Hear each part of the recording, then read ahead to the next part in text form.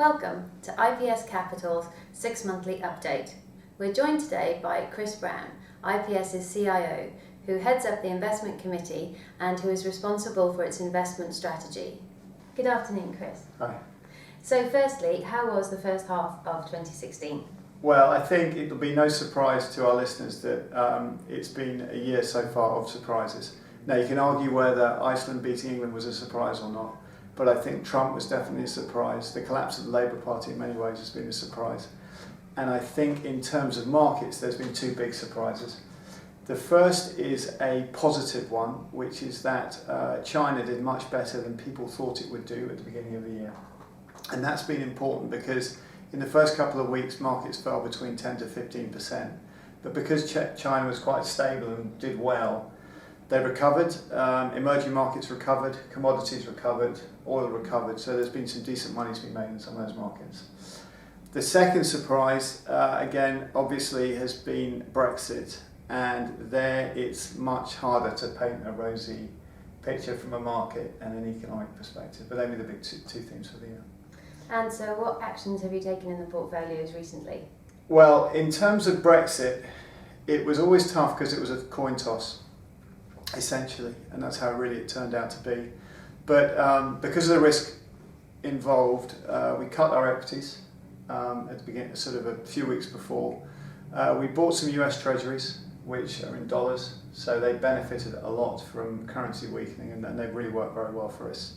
And the third thing we did was we cut our property exposure, because I think the one asset that will struggle post-Brexit is property, and especially property from international buyers while the uncertainty is around. And then we did that before, and then on the day of Brexit, we cut our European high yield exposure, because some of that's in the UK, and I think there's a good chance the UK has a small recession post-Brexit, and owning high yield and high yield credit going into recession doesn't feel like a good idea for us. Mm-hmm. And so how do you see the second half of 2016 going? Okay, so if I start close to home, I would say the bad news, I'm afraid, is there's going to be some short-term pain for the UK. So if you just think about the UK economy and you just think in terms of investment, international and UK, we just think investment will fall while the uncertainty of Brexit happens. So unfortunately, short-term pain for the UK, kind of unavoidable.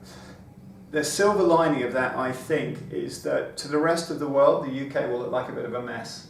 Mm-hmm. And that is, I think, an important thing for the rest of Europe, because there's a risk of contagion, there's a risk that what happens in the UK sort of knocks onto other countries. But I don't think we're going to look like a role model for how to run our nation. And I think even post-Brexit in Spain, the sort of extreme left Podemos party that last weekend did worse than people thought, which I think in many ways is a bit of a reaction to Brexit. So I think there's going to be short-term pain in the UK. It should be fairly contained.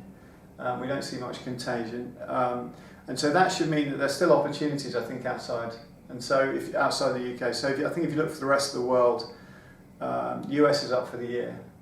Asia has done very well for this month. So I think we're going to keep our focus on the rest of the world, and we think there's good opportunities there. And I think the other theme we're going to have for the rest of the year is currencies. So the UK, the sterling is now 12% weaker against the euro and 28% weaker against the yen.